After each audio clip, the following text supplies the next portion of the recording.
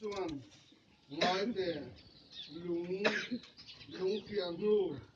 akida lung tu tak phun he tak tu zayo na chuan lung pu matan kare mani pathian khong ai damen pe kang selin in sa tu ho tu berkin takangin keni ren lung pu kan rema lung phum rem to sa lo chu lung phum dang tu man na rem thei si lo ba chu lung phum chu Jesu Krista ane a ko san ho tan he muna hian ko san biakin ko san in ro pui na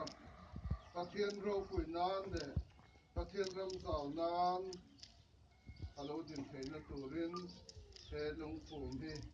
ka phuma pa le tharau thiang lim minin he lung phum hi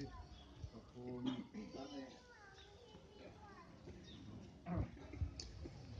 pathian thu chuan hei hi hmun dang ane lo hi pathian in alo nei hi